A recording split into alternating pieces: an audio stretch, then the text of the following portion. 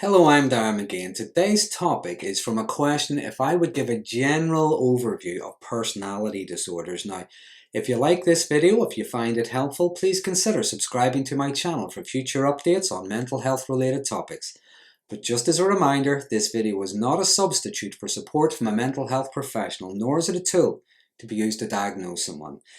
So what I'm going to do is I'm going to mention the personality disorders and the common characteristics and the behaviours associated with them.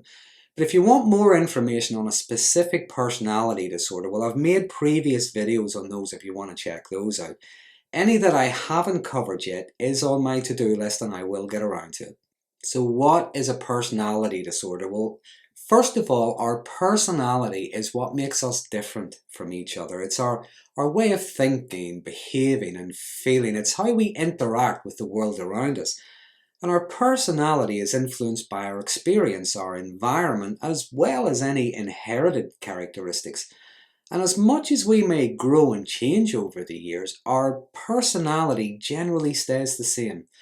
A personality disorder, however, now that's a way of thinking and behaving and feeling even that causes distress. It's a way of thinking, feeling and behaving that deviates from, say, the cultural norm, the societal expectations.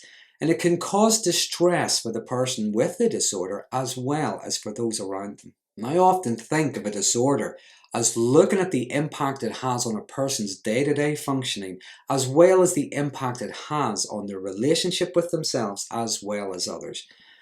And in order for it to be a disorder, there has to be a long-term pattern of behaviours and inner experiences, usually, though not always, starting in adolescence or early adulthood.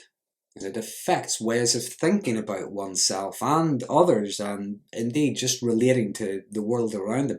There can be difficulty with regulating emotions and behaviours. And there are 10 specific disorders, and they're categorised into 3 different clusters. There's cluster A, cluster B, and cluster C. Now, cluster A personality disorders are characterised by odd, eccentric thinking or behaviours and include paranoid personality disorder. Now, a common characteristic of this is finding it hard to trust or to confide in others. There is a belief that people can and will deceive and harm them. Then there's schizoid personality. Now, commonly with this disorder, we see someone who is detached from social relationships and express little emotion. Then there's schizotypal personality disorder. Now, what we see here is distorted thinking and eccentric behaviours, dress sense even. They can feel uncomfortable, even very anxious around social situations. Cluster B is characterised by dramatic, overly emotional or unpredictable thinking or behaviours, and that includes antisocial personality disorder. And what we see with this is a pattern of disregard or violation of rules and the rights of others, someone who doesn't conform to social norms and acts impulsively. Borderline personality disorder is characterized by instability in personal relationships and intense fear of abandonment. People with borderline personality have difficulty regulating their emotions and can lash out angrily. Now, the thing with borderline personality is people with borderline personality can problem solve and explore solutions. However, there is a difficulty being able to implement those solutions. Histrionic personality disorder is characterized by excessive attention-seeking behaviors, and they can feel uncomfortable if they are not the center of attention. Now, with this personality, we often see exaggerated emotions, outrageous stories, and using their physical appearance to gain attention. And lastly, in cluster B, there's narcissistic personality disorder, which is often characterized by a sense of entitlement. There's a lack of empathy for others and intense disagreeableness. There's haughtiness and a sense of self-importance.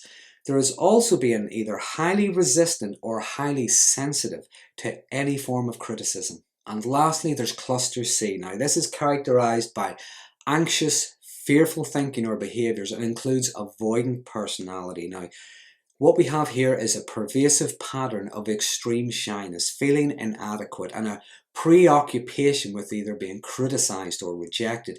There is a self-perception of being inept. But then there is dependent personality disorder. Now, this is a pattern of submissive and clingy behaviour and needing to be taken care of.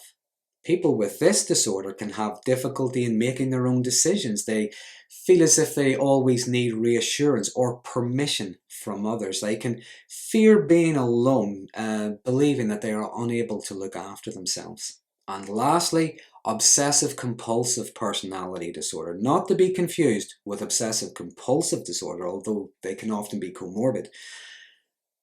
This is a pervasive preoccupation with orderliness, perfection, and the need for control. So that's a brief outline of the 10 personality disorders. And at times the disorders can be comorbid, meaning there can be more than one personality disorder present in a person at the same time. But when it comes to treatment, there are different approaches, and I'm only going to cover a few.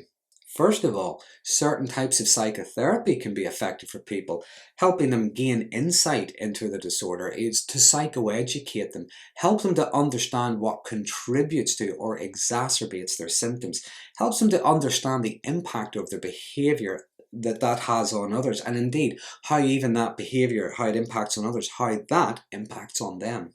And the types of psychotherapy that are effective can differ from person to person, but common approaches are dialectical behaviour therapy, cognitive behavioural therapy, psychodynamic and psychoanalytical theory and therapy.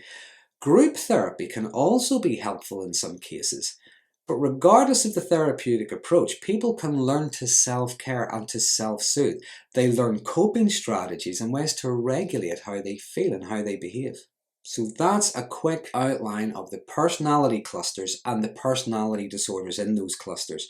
If you have any comments, please use the comment box below. There have been some interesting comments and discussions starting around these videos. If you like this video, if you found it helpful, please consider subscribing to my channel for future updates on mental health related topics. And until next time, thanks for watching.